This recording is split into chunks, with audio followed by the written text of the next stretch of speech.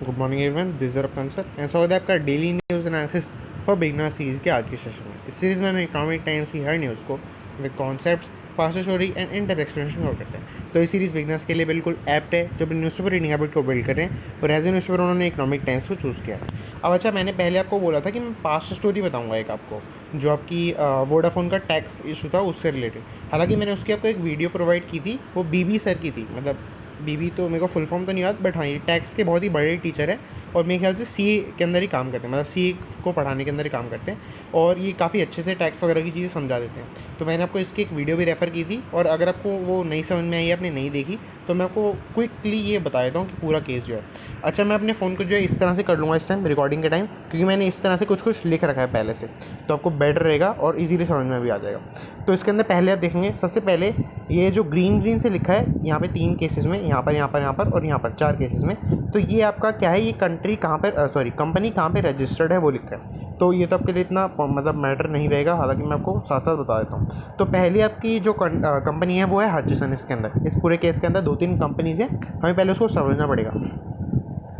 अब इसके अंदर आपकी हचिसन पहले कंपनी है, वो आपकी हांगकांग के अंदर रजिस्टर्ड कंपनी है। एच के मतलब हांगकांग। अच्छा, इसकी एक सब्सिडरी कंपनी है जिसके अंदर इसका 100% शेयर है, मतलब हचिसन, इस जो सीजीपी लिखा है नीचे, केमन लिखा है उसके आगे, उसके अंदर उसका 100% शेयर है। तो अब यहाँ पे देखिए, सीजीपी एक कंपनी का नाम हो गया, सीजीपी का मतलब यही है, सीजीपी इन्वेस्टमेंट्स होल्डिंग ऐसे करके कुछ कंपनी है, और हचिसन भी यही है, हचिसन इन्वेस्टमेंट होल्डिंग कंपनी ऐसा कुछ है। तो यहाँ पर अब केमन, यहाँ पे क्या लिखा है, केमन बेसिकली कंट्री है। केमन एक टैक्स हेवन कंट्री बोला जाता है इसके अंदर, मतलब टैक्स हेवन कंट्रीज़ आपकी और भी हो सकती हैं, मलेशिया वगैरह भी होती हैं। तो मतलब ये ऐसी कुछ कंट्रीज़ हैं जो जिसके अंदर जो है टैक्स बहुत ही कम या फिर मतलब बिल्कुल ज़ीरो के आसपास टैक्स लगता है। अगर आप जैसे मान लें, यहाँ पे आपने आपकी पूरी वर्ल्ड के अंदर कोई बिजनेस है, यहाँ पे आपने क्या करा, यहाँ पे कंपनी बना दी अपनी, मान लो केमन के अंदर बना दी, या फिर दूसरे मलेशिया हो गया, इंडोनेशिया हो गया, इस तरह से बेसिकली आपने किसी टैक्स हेवन जैसी कंट्री में अपनी सेटअप कर ली, कंपनी एक यूनिट सेटअप कर ली। उसके अंदर आपने क्या करा, आपने उसके अंदर बहुत ज़्यादा एक्सपेंडिचर दिखा दिया। तो उसके अंदर क्या होगा, आपको बाकी कहीं पे, मतलब बाकी जो कंट्रीज़ में आपकी यूनिट्स हैं, उसके अंदर आपका सारा रेवेन्यू जो होगा वो यहाँ के एक्सपेंडिचर को मीट करने में निकल जाएगा। ये मान लेते हैं आपका, जो मैं इससे हाईलाइट कर देता हूँ, हाँ ये आपका वो वाला पोर्शन हो गया जो आपका इजराइल, या फिर इजराइल कह रहा हूँ मैं, आपका केमैन जैसी कंट्रीज़ के अंदर है। तो यहाँ पे आपका एक्सपेंडिचर के अंदर आपका सारा रेवेन्यू खत्म हो जाएगा और आपको टैक्स नहीं देना पड़ेगा, और यहाँ पे जो टैक्स लगता है वो बहुत ही कम लगता है। तो यहाँ पे जो रेवेन्यू बाहर से आ रहा है उसके ऊपर टैक्स बहुत कम लगेगा, आपका टैक्स बच जाएगा। और कुछ कंट्रीज़ के अंदर तो स्पेसिफिक कंडीशंस के अंदर जीरो टैक्स लगता है, तो आपका मतलब जो कंट्रीज़ हैं उनका टैक्स बहुत ज़्यादा यहाँ से बच जाता है। तो इसी तरह से इसको टैक्स हेवन कंट्री बोला जाता है, उनके अंदर से एक केमैन भी है। अब आप समझ गए कि हचिसन के अंदर 100% जो है होल्डिंग थी, मतलब हचिसन की 100% होल्डिंग थी सीजीपी के अंदर, जो कि केमैन के अंदर रजिस्टर्ड है। अच्छा, अब इसके अंदर इसकी एक स्पेसिफाइड होल्डिंग थी, अगर आपको डेटा जाना है तो 67% थी, बट इसका कोई आपको काम नहीं आएगा। आपको मेनली ये याद रखना है कि मोर देन 50% थी, तो आपको मोर देन 50% हज एसआर लिमिटेड के अंदर यहाँ पे इनका वो था, मतलब होल्डिंग थी। और ये मेन कंपनी है, इन तीनों में से ये वाली मेन कंपनी है जो सारा बिजनेस करती थी पहले टेलीकॉम के अंदर, इंडिया के अंदर। इनका पहले छोटे छोटे फ़ोन भी आते थे। मैं आपको इंडिया के अंदर, ये इंडिया के अंदर रजिस्टर्ड कंपनी है आपकी। अब यहाँ पे क्या हुआ बेसिकली, कि जब हज एसआर लिमिटेड वाले बिज़नेस को बेचने की बात आई, तो वोडाफोन ने आगे आके बोला कि हम हज एसआर के जो बिज़नेस है, इंडिया का बिज़नेस है, उसको हम ख़रीदना चाह रहे हैं। तो यहाँ पे बेसिकली बात चली कि हम अगर जैसे देखो, इंडिया का ये एसेट हम सेल करते और इनको देते सीधा यहाँ से। मैं इससे अच्छा एक दूसरा कलर ले लेता हूँ, तो आपको 1-2 पॉइंट्स हाईलाइट कर दूँगा। तो एक और हम ले लेते हैं, ये वाला ले लेते हैं। तो ये पहले बात चली कि एचएसआर को हम वोडाफोन को दे देते हैं, तो हमारा सीधा आपका इंडिया का असेट ट्रांसफ़र हो जाएगा एक कंपनी को। अच्छा, यहाँ पे एनएल लिखा है, एनएल का मतलब नीदरलैंड्स। ये जो आपका वोडाफोन जो थी कंपनी, वो ओरिजिनली नीदरलैंड्स में लिस्टेड है। तो इस तरह से बेसिकली ये बात चली। बट अगर मान लो इंडिया के अंदर कोई असेट सेल करता है, तो उसे कैपिटल गेंस टैक्स देना पड़ता है यहाँ पर, तो वो बेसिकली यहाँ पे बहुत ज़्यादा टैक्स लग जाता। अब मैंने आपको बताया केमैन एक टैक्स हेवन कंट्री है, थोड़ा सा ऐसे, हाँ, अब केमैन एक टैक्स हेवन कंट्री है। तो यहाँ पे क्या हुआ बेसिकली, इन्होंने दिमाग लगाया कि हम क्या करेंगे, आपका ये वाली जो होल्डिंग कंपनी है सीजीपी है, इसके शेयर्स ट्रांसफ़र कर देते हैं वोडाफोन को, तो इससे हमारी ये वाली जो है इसका अपने आप ट्रांसफ़र हो जाएगा 67% तो कम से कम। तो बेसिकली इन्होंने ये दिमाग लगाया कि हम इसका ट्रांसफ़र कर देंगे, ये जो आपकी कंट्री है। मैं एक और हाईलाइट कर देता हूँ इस वाले से, ये वाला। तो ये बेसिकली जो कंट्री है कंपनी है, इससे हाईलाइट किया गया कि इससे हम बेच देंगे, तो इससे ऑटोमेटिकली इसका ट्रांसफ़र हो जाएगा और इंडिया का से ट्रांसफ़र भी हो गया, इंडिया को कुछ टैक्स भी नहीं मिला। तो अब यहाँ पे बेसिकली ये इलाज निकाला गया था इसका और ये कर दिया गया था। पर इसके बाद क्या हुआ, मतलब इंडिया वाले भी खाली नहीं बैठे थे, तो इंडिया वालों ने सोचा कि हमें तो टैक्स लेना चाहिए इसके ऊपर। जो इंडिया की गवर्नमेंट थी और जो सब ऑफिशियल्स थे, उन्होंने सोचा हमें इसके ऊपर टैक्स लेना चाहिए यहाँ पर, और उन्होंने जो है टैक्स की मतलब शुरू कर दी कार्रवाई वगैरह करना कि किस तरह से हम वसूलें, क्या करें क्या करें। अब इन्होंने क्या किया, सबसे पहले इन्होंने वोडाफोन के ऊपर केस कर दिया यहाँ पर, और वो केस गया आपका बॉम्बे हाई कोर्ट के अंदर। अच्छा, बॉम्बे हाई कोर्ट के अंदर गया, बट बॉम्बे हाई कोर्ट ने मतलब सीधी बात है, इन्होंने यही बोला कि मतलब अब वोडाफोन वालों ने बोला कि आपका इंडिया कहाँ से आ गया बीच में, एक ये केमन वाली कंट्री है और आपकी बेचने वाली कंट्री हांगकांग वाली कंट्री है, खरीदने वाली कंट्री नीदरलैंड वाली कंट्री है, तो अब इंडिया का टैक्स कहाँ से आ गया बीच में। तो बेसिकली वोडाफोन मतलब हाई कोर्ट के अंदर वोडाफोन ने ये बात बोली, बट हाई कोर्ट ने बोला आप कैसे बोल रहे हो कि इंडिया का इसके अंदर कुछ नहीं है, इंडिया की कंपनी का नाम चेंज होगा, सब कुछ चेंज होगा, आपका बिजनेस पूरा बदल जाएगा, ओनरशिप बदल जाएगी, सब कुछ बदल जाएगा, तो आप कैसे बोल रहे हो कि हमारा इंडिया वालों को कुछ नहीं गया इसके अंदर, तो आपको जो है टैक्स इसके ऊपर देना पड़ेगा। बेसिकली इन शॉर्ट जो है जो हाई कोर्ट थी, हमारी बॉम्बे हाई कोर्ट थी, तो इन्होंने क्या किया, इन्होंने आपके इंडिया की गवर्नमेंट के फेवर में डिसीजन दे दिया यहाँ पर। अब इसके बाद क्या हुआ कि वोडाफोन सीधी सी बात इससे खुश नहीं हुआ, उसको बहुत ज़्यादा टैक्स देना पड़ता, और टैक्स के ऊपर मैं आपको एक और बात बताऊँ, इंटरेस्ट भी देना पड़ता, और ये अमाउंट आपका 20,000 करोड़ के आसपास चला गया था।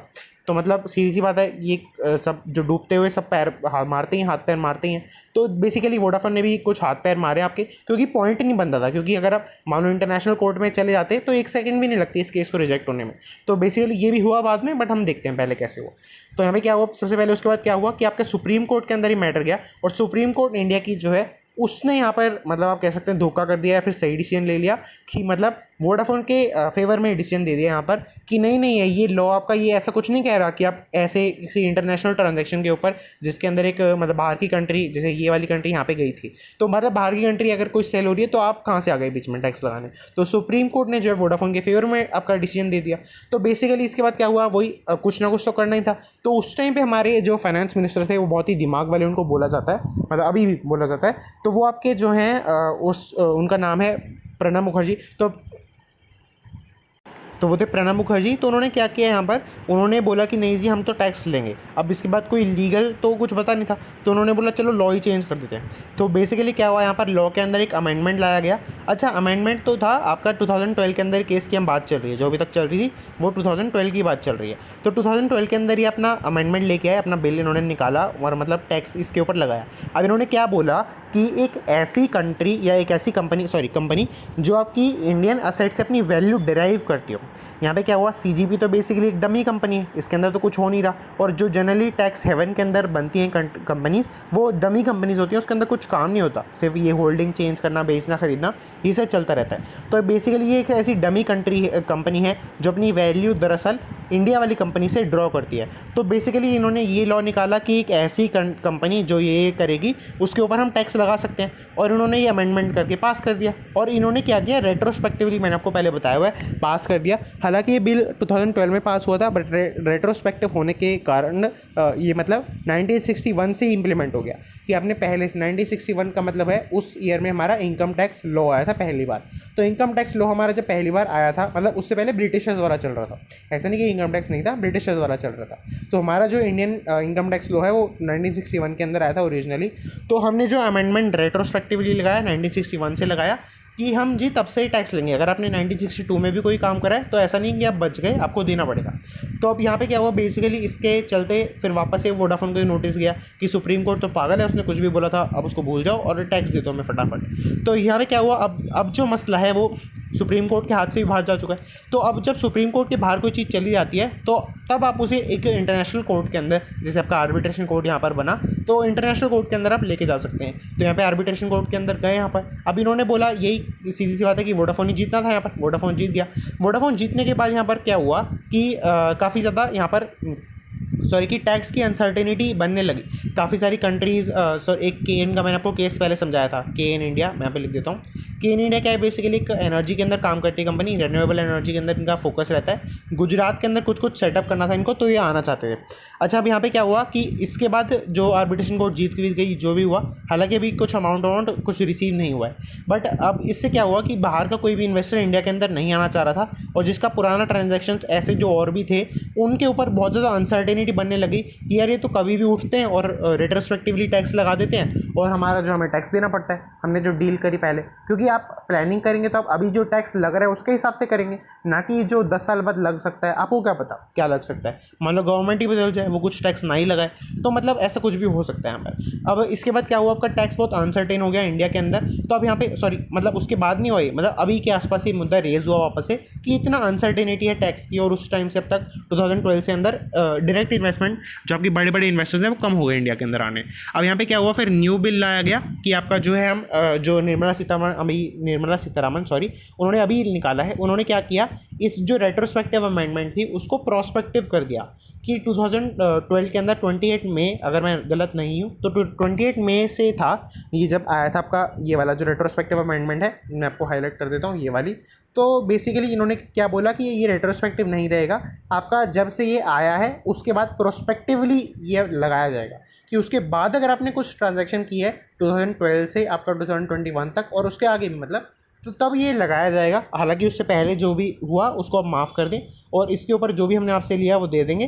पर इन्होंने एक और पॉइंट रखा यहाँ पर कि जो हमने आपसे पैसे लिए थे उसके ऊपर हम इंटरेस्ट नहीं देंगे आपको। हालांकि ऐसा होता है कि आपको 6% इंटरेस्ट देना होता है, बट हाँ इन्होंने बोला कि हम इंटरेस्ट नहीं देंगे तो नहीं देंगे, मतलब आप भी बैठ जाओ हम भी बैठ जाओ, इस तरह से बेसिकली उन्होंने कहना चाह रहे। तो आई होप आपको समझ में आ गया होगा। इसी के चलते वोडाफोन का हैसल चल रहा था कि पूरा इनको टैक्स देना है नहीं देना, और ये बहुत ही बड़ा अमाउंट था, 20,000 करोड़ प्लस इसका इंटरेस्ट टैक्सेस और सब कुछ, तो मतलब बहुत ही बड़ा अमाउंट यहाँ पर हो गया था, इसलिए बहुत ही बड़ा यहाँ पे पॉइंट चल रहा था, मतलब इशू चल रहा था।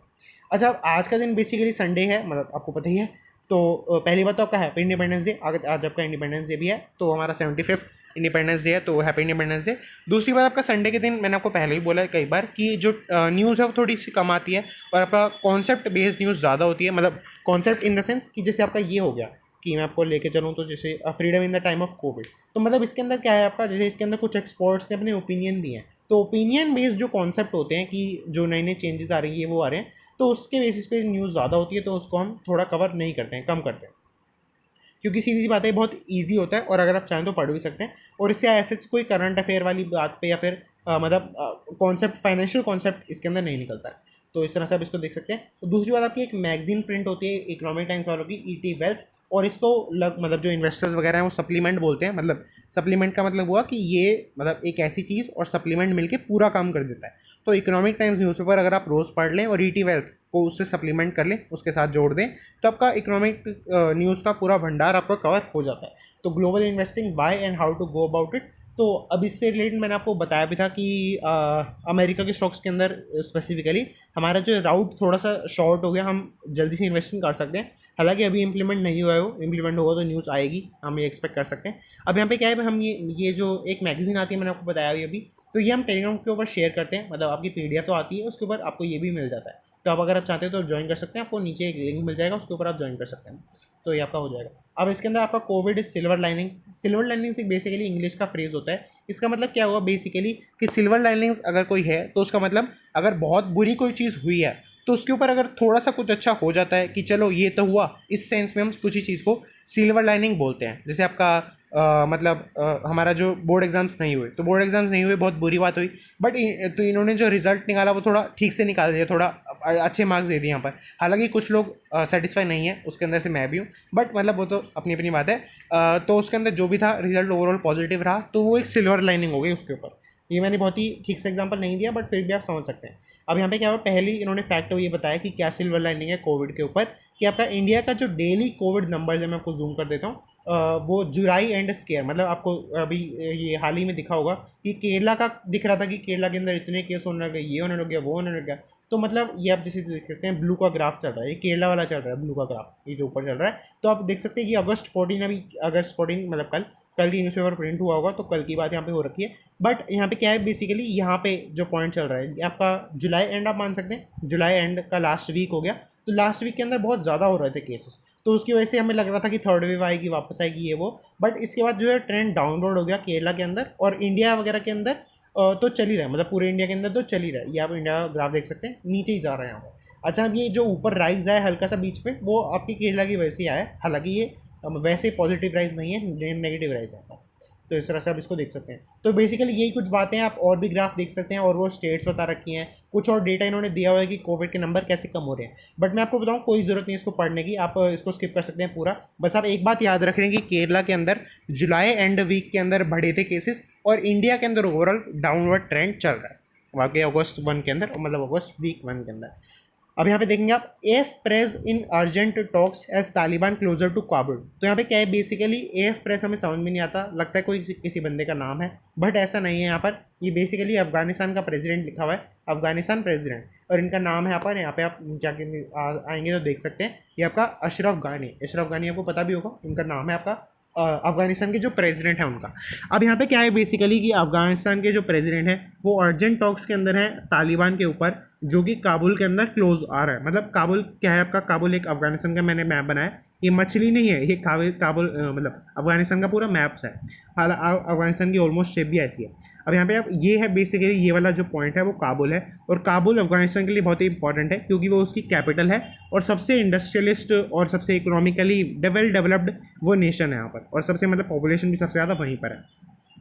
हालांकि अगर आप मैप खोलेंगे तो काफ़ी कम है, बट काबुल के जो ओरिजिनल लोग थे वो हर मतलब पूरे अफगानिस्तान को भी एक पॉइंट ऑफ टाइम पर काबुल बोला जाता था, तो उसके अंदर मतलब बेसिकली सबसे ज़्यादा लोग काबुल के ही हैं ओरिजिनली।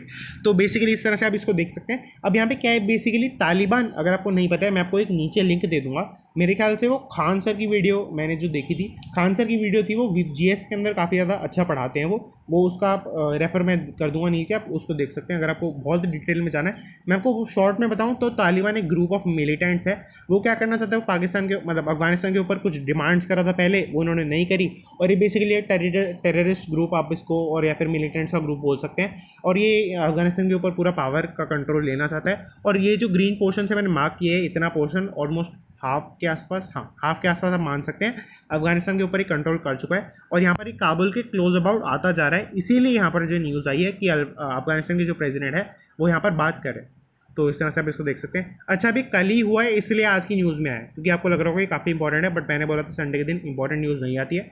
पर ऐसी बात आप समझ सकते हैं कि कितने टाइम में कितने बार होती होंगी, मतलब बहुत ही कम होती हैं ऐसी बातें, तो अब इसको इस तरह से देख सकते हैं। अब अगर आपको पूरा मैटर समझना है तो आप उसी वीडियो के अंदर जाएं, आपको बहुत ही डिटेल में उन सर ने बताया हुआ है, आपको ढंग से समझ में आ जाएगा। अब यहाँ पे राउटर्स लिखा है, राउटर्स बेसिकली एक ग्लोबल आपकी इन्फॉर्मेशन देने वाली फर्म है, मतलब कंपनी है, आप या बोल सकते हैं चैनल है, ग्लोबल इन्फॉर्मेशन देने वाला चैनल है। और ये आपका मतलब इकोनॉमिक टाइम्स वालों ने न्यूज़ ओरिजिनली नहीं दी है, ये आपका राउटर्स की न्यूज़ यहाँ पर इन्होंने रिपब्लिश आप कह सकते हैं यहाँ पे करिए। अच्छा मैंने क्यों बताया, क्योंकि जैसे कई जगह ना नीचे आवर ब्यूरो लिखा होता है, जैसे यहाँ पे आप देंगे आवर ब्यूरो लिखा है, आवर ब्यूरो का मतलब होता है आपका इकोनॉमिक टाइम्स वालों ने खुद किया है ये पब्लिश। तो मतलब अगर आपको इकोनॉमिक टाइम्स अगर आप पढ़ रहे हैं और आपसे कोई ये बात पूछ ले तो आपको ना पता हो, तो वो मतलब ऐसे समझेगा कि आप नहीं पढ़ते हैं, तो मैंने इसलिए बता दिया थोड़ा सा। अब यहाँ पे hurt by high interest cost and loss of subscribers, तो यहाँ पे क्या हुआ बेसिकली कि वोडाफोन आइडिया, मतलब वोडाफोन आइडिया आपको पता होगा मर्जर हो गया था यहाँ पर कुछ साल पहले ही, मतलब 1-2 साल पहले ही। वोडाफोन आइडिया का बेसिकली क्या हुआ है यहाँ पर कि इनका जो लॉस है इस ईयर का, इस क्वार्टर का, क्वार्टर वन का मतलब हुआ आपका अप्रैल मई जून ऑफ 2021, अप्रैल मई जून आप लिख सकते हैं। क्वार्टर एक साल में 4 क्वार्टर होते हैं, हर 4 क्वार्टर के अंदर आपके 3-3 महीने होते हैं। तो पहले क्वार्टर के अंदर आपका लॉस जो इनका वाइडन हो गया, बड़ा हो गया, 7312.9 करोड़ का इनको लॉस हुआ है यहाँ पर, और यहाँ पे मतलब बहुत ही बड़ी फिगर है। हाँ इसके बाद ही यहाँ पे इन्होंने हाई इंटरेस्ट कॉस्ट है, इसके अंदर आपके लॉस ऑफ सब्सक्राइबर्स हैं। हाई इंटरेस्ट का कॉस्ट का मतलब ऐसा नहीं है कि कुछ जो इनको वापस, मैंने आपको पहले केस बताया था उसके अंदर कुछ है, नहीं उसका कोई लिंक नहीं है यहाँ पर। ये बेसिकली हाई इंटरेस्ट कॉस्ट है आपकी जो आपके लोन्स इन्होंने लिए हुए हैं, जो मैंने आपको बताया था कि लोन इनको रीपे करना है, ये करना है, वो करना है। तो जो लोन्स इन्होंने दिए हुए हैं, मतलब लिए हुए हैं, उनके ऊपर इनको इंटरेस्ट ज़्यादा देना पड़ रहा है। दूसरी बात आपकी लॉस ऑफ सब्सक्राइबर्स, आप समझ ही रहे हैं कि लोगों ने वोडाफोन के ऊपर शिफ्ट कर लिया, मतलब वोडाफोन से शिफ्ट कर लिया आपके जियो वगैरह के ऊपर, एयरटेल वगैरह के ऊपर। तो इस तरह से आप इसको देख सकते हैं। रेवेन्यू भी इनका गिर करके 9152 करोड़ हो गया है, उसके अंदर से अगर हम सारी कॉस्ट माइनस कर देते हैं तो 7312 करोड़ का यहाँ पर पूरा जो लॉस आ जाता है। अब यहाँ पे टोटल डेट इनका मैंने हाईलाइट कर रखा है, यहाँ पर इन्होंने बताया हुआ है 1,92,000 का इनका करोड़ का पूरा डेट है यहाँ पर। तो इतने इसे आप देख सकते हैं यहाँ पर इनका बहुत ही इनॉर्मस डेट है जो इनको वापस रिपे करना है। तो अब इसको इस तरह से देख सकते हैं, आपको पूरा समझ में आ गया होगा। अब यहाँ पर हम चलेंगे नीचे, the Oberoi group. The Oberoi group basically मैं बताना क्या चाह रहा हूँ यहाँ पर कि जो कंपनीज इसके अंदर एड्स के अंदर, दोनों एड्स के अंदर मैंशनड है, यहाँ पर आप देखेंगे आधा पेज के अंदर न्यूज़ थी, आधे पेज के अंदर एड्स हैं, और पहली न्यूज़ तो काम की थी भी नहीं। मतलब मैं आपको बताना चाह रहा हूँ कि संडे का फेवर क्या रहता है न्यूज़पेपर का। तो अब मैं बताता हूँ कि इसके अंदर जो ये दो ग्रुप्स हैं उसके बारे में कुछ इंटरेस्टिंग बातें करेंगे, और आपकी जो इंपॉर्टेंट बातें होती हैं वो भी करते हैं। तो पहले आपका दो ओवरऑल ग्रुप। अच्छा, इस ऐड से कुछ ज़्यादा पता नहीं चलता है, मतलब आप देखेंगे कि कुछ नहीं पता चल रहा है इससे। तो आपका यहाँ पे एक श्रद्धांजलि इन्होंने दी है। श्रद्धांजलि को इंग्लिश में क्या कहते हैं आपका, ये मेरे ख्याल से किसी की अगर डेथ हो जाती है तो वो कुछ कुछ होता है, मैं एग्जैक्ट वर्ड भूल रहा हूँ। तो यहाँ पे हम इसके बारे में बात कर लेते हैं, फालतू की बातें नहीं करते हैं। तो ये बेसिकली क्या है आपका, ये बेसिकली एक ग्रुप ऑफ होटल है, और ये अकोमोडेशन इंडस्ट्री आप बोल सकते हैं, इसके अंदर ही काम करता है। या फिर आप वो एक वर्ड चलता है हॉस्पिटैलिटी इंडस्ट्री के अंदर आप इसको बोल सकते हैं कि ये है। दूसरी बात आपकी प्राइवेट फार्म है, तो ये लिस्टेड नहीं है, इसका कोई स्टॉक वॉक कुछ नहीं चलता है। और दूसरी बात आपकी, मतलब सॉरी तीसरी बात हो गई, तीसरी बात आपकी, इसके जो फाउंडर हैं वो आपके मोहन सिंह है। अच्छा, इसके बारे में अगर मैं आपको दो तीन इंटरेस्टिंग बात बताऊं, तो ये आपके मैं 3 पॉइंट्स बना के, मतलब 3 बातें हैं। पहला पॉइंट आपका ये है कि ये 103 ईयर्स के हो गए थे, मतलब 103 ईयर्स के हो गए, इनकी डेथ हुई थी। और दूसरी बात, इनकी डेथ अगर मैं आपको जानना है तो 2002 के अंदर हुई थी। दूसरी बात आपकी जो है, ये आपके एक मेंबर ऑफ पार्लियामेंट भी हुआ करते थे, एक बहुत बड़े बिजनेसमैन होने के बावजूद। और आपके मेरे ख्याल से इनकी पार्टी जो थी वो थी INC, इंडियन नेशनल कांग्रेस, इनकी पार्टी हुआ करती थी। जैसे आप देखेंगे यहाँ पर 1898 से लेकर 2002 ये इन्हीं के बारे में लिखा है। अच्छा, यहाँ पे राय बहादुर MS ओबरॉय लिखा है, तो मतलब ये MS का मतलब यही है, मोहन सिंह जो मैंने ऊपर लिखा है यही है यहाँ पर। राय बहादुर ये पूरा नाम है इनका, राय बहादुर मोहन सिंह ओबरॉय। अच्छा, जहाँ पे भी मतलब इनका साइन वगैरह भी आप देखेंगे तो MS ओबरॉय इन्होंने लिखा है, इसीलिए मैंने यहाँ पर मोहन सिंह ओबरॉय यहाँ पर ऊपर लिखा हुआ है। तो अब इसको इस तरह से देख सकते हैं। अब आपका दूसरे न्यूज़ के ऊपर, मतलब न्यूज़ तो नहीं होगी, मतलब हमारा ये इनिशिएटिव आप कह सकते हैं कि ये है। यहाँ पर इंडियन बैंक के बारे में हम बात करेंगे। इंडियन बैंक आपका क्या है, पहली बात आपका एक पब्लिक बैंक है। पब्लिक बैंक मतलब गवर्नमेंट ओन करती है इस बैंक को, आपकी जो मिनिस्ट्री, अच्छा जो गवर्नमेंट ओन करती है जिस भी बैंक को, तो उसके अंदर वो होता है कि मिनिस्ट्री ऑफ फाइनेंस के अंदर वो आता है। तो उस तरह से आप इसको देख सकते हैं। और जो गवर्नमेंट जिस भी चीज़ को होल्ड करती है उसके स्टॉक्स में अगर आपको बताऊं, जैसे मान लेते हैं कि इंडियन बैंक है, इंडियन बैंक के आपके स्टॉक्स हैं, मतलब अभी तो नहीं है खैर स्टॉक्स, नहीं सॉरी हैं स्टॉक्स, इसके स्टॉक्स हैं। तो इनके जो स्टॉक्स हैं आपके वो गवर्नमेंट के पास हैं। बट आपको पता है कि गवर्नमेंट मतलब सिक्योरिटीज़ को होल्ड करने के लिए या स्टॉक्स को पर्टिकुलरली होल्ड करने के लिए एक डीमैट अकाउंट चाहिए होता है। डीमैट अकाउंट के अंदर आपका नाम वगैरह सब कुछ होता है, आपका पैन कार्ड होता है, सब कुछ होता है। तो अब यहाँ पे आपको एक क्वेश्चन रेज होना चाहिए कि जो आपका गवर्नमेंट की जो ये बॉडीज़ बनी हुई है इतनी सारी, उसका डीमैट किसके हाथ में है। जैसे इंडियन बैंक है, इंडियन बैंक का डीमैट होगा कुछ ना कुछ, कहीं पर पॉइंट पे जाके तो डीमैट होगा ही होगा, क्योंकि ऐसा तो नहीं हो सकता कि ये मतलब पूरी गवर्नमेंट के पास है। अगर गवर्नमेंट के अंदर मैंने एंट्री ली और मैंने इंडियन बैंक को भेज दिया, ऐसा नहीं हो सकता है। तो ये डीमैट किसके नाम पर है, तो बेसिकली मैं आपको बिना टाइम वेस्ट करे बता देता हूँ। अब मैं थोड़ा सा यहाँ पे टाइम वेस्ट कर दिया वैसे बीच में, बट यहाँ पे डीमैट इसका जो है यहाँ पर प्रेसिडेंट ऑफ इंडिया के नाम पर है। अच्छा, अब ऐसा नहीं है कि प्रेसिडेंट ऑफ इंडिया जो अभी हैं हमारे, वो इनको लेके डूब जाएंगे। मतलब जैसे अब मान लो बीजेपी का टर्म खत्म हो गया, मतलब ऐसा नहीं हो सकता अभी के लिए, कुछ थोड़े टाइम के लिए, मतलब वो तो हमें नहीं पता है। बट अगर मान लो जैसे प्रेसिडेंट नहीं रहे तो ऐसा नहीं कर सकते कि ये बेच सकते हैं। ये बेसिकली जो डीमैट अकाउंट है, वो जो कुर्सी है जो आपके प्रेसिडेंट ऑफ इंडिया वाले की कुर्सी है, जो आपकी जिसके ऊपर प्रेसिडेंट ऑफ इंडिया लिखा हुआ है, वो उस कुर्सी के नाम पर है आपका, जो प्रेसिडेंट ऑफ इंडिया की कुर्सी है, मतलब जो चेयर है। बेसिकली आप ये समझ गए होंगे, मैं वापस से इसको एम्फेसाइज नहीं करता हूँ। तो अब मैं कहना चाह रहा हूँ, पहली बात तो यही कि आपका गवर्नमेंट लिस्टेड एक कंपनी है। दूसरी बात मैं आपसे पूछना चाह रहा हूँ कि मैंने आपको बता दिया पब्लिक कंपनी है, इसके शेयर्स वगैरह सब चलते हैं, तो आपको कमेंट करना है कि इसका शेयर प्राइस कितना चल रहा है। आप आराम से आपको मिल जाएगा, गूगल करेंगे आपको मिल जाएगा। तो तीसरी बात आपको बहुत ही इंटरेस्टिंग फैक्ट लगेगा, ये जब बना था बैंक तो ये 15 अगस्त को ही बना था। जी हाँ, 15 अगस्त को ही बना था। मेरे ख्याल से इसका ईयर था 1973, हालांकि मैं श्योर नहीं हूँ, सॉरी, बट इसका जो ईयर था वो ना 15 मतलब डेट थी 15 अगस्त ही थी। तो इस तरह से आप इसको देख सकते हैं। अब यहाँ पर जो है बेसिकली मैं एक और बात बताना चाह रहा हूँ, इसकी एक सब्सिडरी है आपकी, वो आपकी सब्सिडरी का नाम है इलाहाबाद बैंक। मेरे हिसाब से आपने इलाहाबाद बैंक का नाम ज़रूर से सुना होगा, सॉरी अगर आपने इंडियन बैंक का नाम नहीं भी सुना है तो। यहाँ पे यही बोलना चाह रहे हैं 74 ईयर्स अगो इन्होंने इंडिया को इंडिपेंडेंस मिली थी आपकी, और 114 ईयर्स अगो जो है इनको मतलब ये इन्होंने अपनी जो जर्नी थी वो स्टार्ट करी थी। तो अगर आप 2021 के अंदर से 114 माइनस भी कर लेते हैं तो भी आपको ईयर मिल जाएगा। मतलब ये तो आप नहीं करेंगे, आप उससे सीधा गूगल कर सकते हैं, आपको विकिपीडिया पे मिल जाएगा। तो इसके बाद मैं कुछ भी कवर नहीं करना चाह रहा हूँ। इसके बाद प्योर वर्ल्ड से आपकी ये सब है आपका, मैंने पहले बताया हुआ आपको काफ़ी बार, इसलिए मैं आपको नहीं बता रहा हूँ आपसे। जैसे आपको मैंने आपको ये बताया इंडियन टाइम ऑफ कोविड के अंदर आपका ये एक्सपर्ट्स का ओपिनियन है। ये आपके कौन है, आपके ये आपका क्या है नाम, मैं आपको पूरा पढ़ देता हूँ। नरेश त्रेहान है, आपके CMD है मेदांता हॉस्पिटल के। मतलब ये बेसिकली इनके ओपिनियन के बेसिस पे है। ओपिनियन इनका क्या है, इंडिया 75 आपका इस कोविड के टाइम पे कैसा चल रहा है इसके अंदर। मतलब बेसिकली यहाँ पे जो पॉइंट है वो ये है कि कोविड के टाइम पे क्या फ्रीडम, तो उस तरह से बेसिकली ओपिनियन वाली बात हो गई और फाइनेंशियल कॉन्सेप्ट नहीं हुआ। तो अब हम कल मिलते हैं। अच्छा, कल न्यूज़पेपर नहीं आता है, तो अगर आपको अब कल क्या करना है वो आप बता देना, क्योंकि कल क्या होता है, मतलब इंडिपेंडेंस डे आज है, बट इंडिपेंडेंस डे मतलब आज है तो प्रेस आज बंद होगी। प्रेस आज बंद होगी तो कल का न्यूज़पेपर प्रिंट नहीं होगा। तो इस तरह से बेसिकली एक जो आपका नेशनल हॉलीडेज़ है इंडिया के अंदर 3 होते हैं, आपको पता ही होंगे, आपका रिपब्लिक डे, इंडिपेंडेंस डे और आपका गांधी जयंती। तो उस तरह से उनके जो अगली वाली डेट्स हैं 27 जनवरी और आपका 16 अगस्त और कौन सी हुई 3 अक्टूबर, इन 3 दिन आपका न्यूज़पेपर नहीं आता है। तो इस तरह से हम बाद में देखते हैं कि अगर कुछ कल करना होगा, मेरे को डिस्कस करना होगा, तो मैं आपको वीडियो बना दूंगा, नहीं तो फिर परसों मिलते हैं ट्यूसडे को। तो that's it and thanks for watching. अच्छा, अगर आपको PDF, मैं वापस से बोल देता हूँ एक बार, अगर आपको PDF चाहिए, कुछ डाउट पूछना है, अगर आपको कुछ बात करनी है, कुछ भी करना है, अब अकेडमिक से रिलेटेड कुछ डाउट भी पूछना है, तो भी आप इसके अंदर ग्रुप के अंदर आ सकते हैं, पूछ सकते हैं। ग्रुप का लिंक आपको नीचे मिल जाएगा। तो that's it and thanks for watching.